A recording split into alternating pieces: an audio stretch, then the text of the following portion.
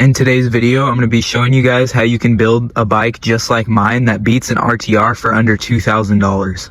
So the first thing that you want to do is you want to head over to Facebook Marketplace, and this is where you're going to be finding your Razor frame. The MX500, the MX650, and the SX500 are the three frames you want to be looking at. I would suggest the MX500 or the MX650 because it's easier to put on a CRF50 seat and plastics, which you are definitely going to want, because it'll make your bike a lot more comfortable. So this bike I just found, it's an MX500, it's listed for $250. This is the exact bike that I used. I used the MX500. The MX500 and the MX650, there's literally like no difference in it. It's just the colorway. So they will both work equally. This one's listed for $250, and you could probably get this guy to go down to $100 for you. Okay, the first thing I'm going to be showing you guys is where I got my motor kit and my battery from. Now this is the two most expensive parts of your build and pretty much the most important part of your entire build. And because of that, you want a high quality battery, especially since our budget is going to be $2,000. Of course, you can still get a cheaper battery and it can still be high quality. So this is the website I got my battery from. I got the 72 volt 28 amp hour battery. It is $787 and it's super high quality. They get their batteries straight from a mortgage. The website is Hot Packs. I'll link all of the websites down in the description for you guys. And of course you can get, if you're still going for 72 volt, well really you can go all the way down to 48 volt. That's the least I would recommend though, is 48 volts. But since we're doing the $2,000 budget, I would definitely suggest this 72 volt 28 amp hour battery. It's got 175 amps and it's amazing. You will have plenty of range with this battery. It'll be way better than an RTR, like 5 times better than a 2DO. It'll just be a really good bike. This battery will destroy an RTR. Okay, and then the motor kit. Now this is where I messed up a little bit. So what I went with is I went with this 72 volt 3000 watt motor, right? This motor kit, it's a 72 volt 3000 watt motor. Well, since I upgraded the suspension, the wheels, the tires were just much bigger, and I got a whole new swing arm and everything. And so the bike was a lot heavier, so I didn't think about that. So I had a friend that had this exact motor kit, and he was going like super fast, and his motor wasn't overheating. But that's pretty much because he didn't upgrade most of his other stuff, like his suspension and his wheels. It was still like a small bike. And we're gonna make this bike taller with this budget because we can make it more like an RTR but better suspension. So what I did is I bought the 72 volt 3000 watt kit. I ended up having to return it because it was actually overheating because my bike was so heavy that this just wasn't enough power. So I basically went with this battery and this motor kit, which was not a great combo.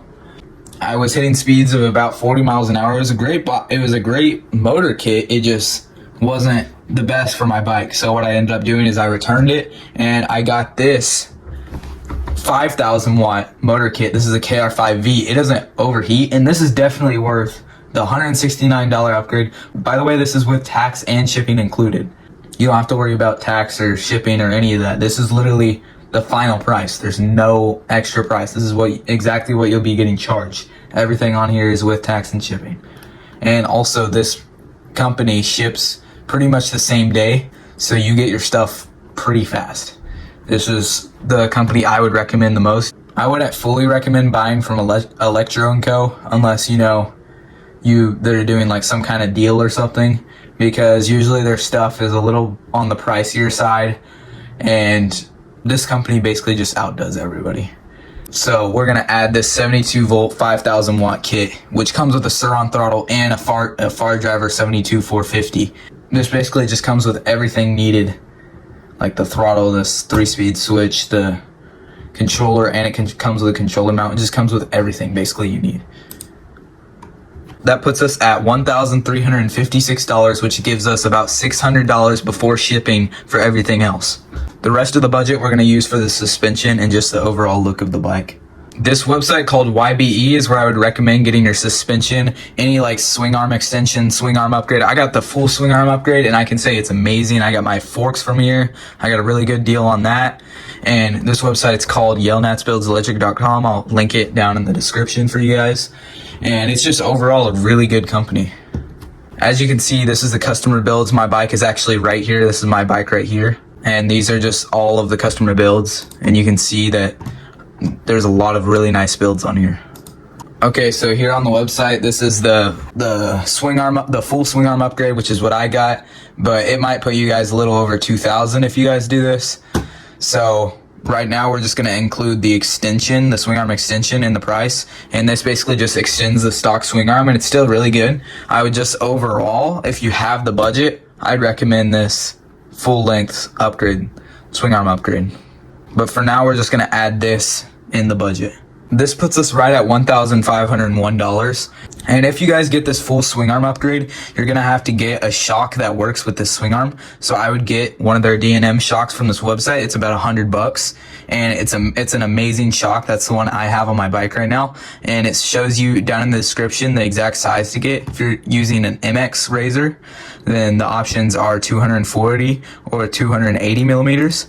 If you're using SX, then the options are 255 or 295 millimeters. This puts our total cost right at $1,501. So the next thing we're going to be looking at is the rear shock.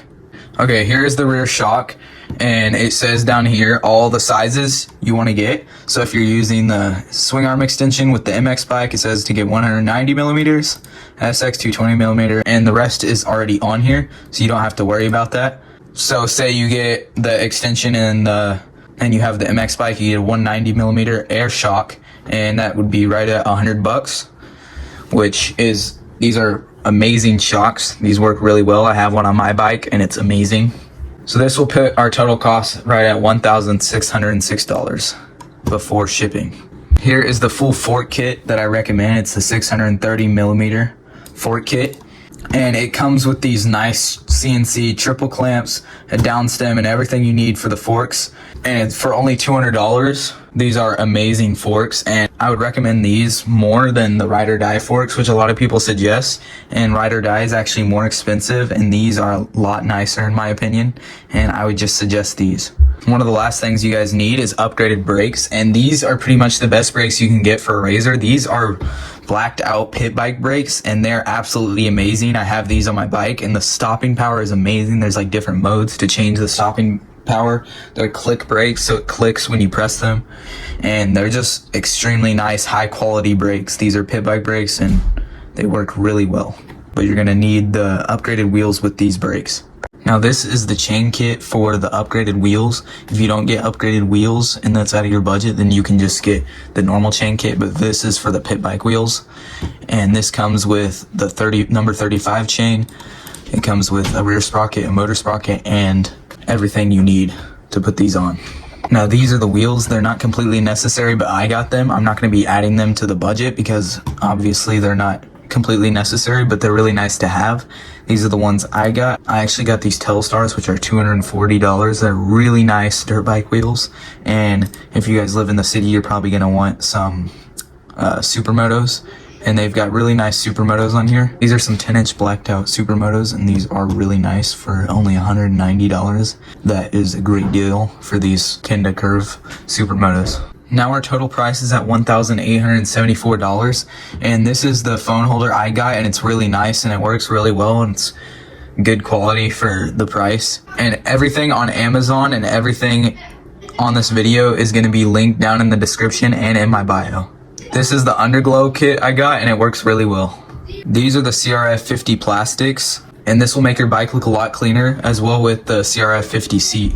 This is the headlight kit that I got, and it comes with a headlight and a tail light, and it's rechargeable, and it's super bright. It's really bright, and it works really well. This is the CRF 50 tall seat, which I would suggest, but I wouldn't get this if you don't have an MX bike because it's going to be kind of hard to modify to get to work. But if you have a Razor MX 500 or MX 650, then this will definitely work for your bike, and this will feel way better than the stock seat. These are the handlebars I got, and they're pit bike handlebars, and they work really well, and they're super high quality. I would definitely suggest this over getting expensive Pro Taper bars because these are pretty much the exact same. It's just the bar pad that's mainly different. This is the universal 7/8 inch, and it's just like a Pro Taper bar. This is an OD plate, and it just makes the front of your bike look a lot cleaner. And these are the custom stickers that go on the OD plate, and you can put your name and a number you want on it. This is what I have on my bike, and it makes the bike look very clean, and it just makes the bike look a lot better. This is the black spray paint that I used. I used this 2-pack, and remember, everything from Amazon will be linked in my bio and in the description. So this is the black spray paint that I used to spray paint my frame, and I spray painted my frame black, and it made it look a lot cleaner rather than either being silver or whatever color your frame is. And this is just the clear coat that goes over the black spray paint after you spray paint it, and it just protects the black spray paint from getting chipped or anything happening to the actual paint. And this is the helmet that I linked. This is the helmet I would suggest for this price point. This is a really good price point, and this will work really well. And that is it. That's how you can build this bike for less than $2,000. It has plenty of range, and it's insanely fast, and it smokes an RTR in every aspect. If you guys wouldn't mind subscribing, that would help me a lot. This is a new YouTube channel. Remember, all the parts are in the description and the bio. So once again, guys, thank you for watching, and I hope you guys enjoyed. Peace.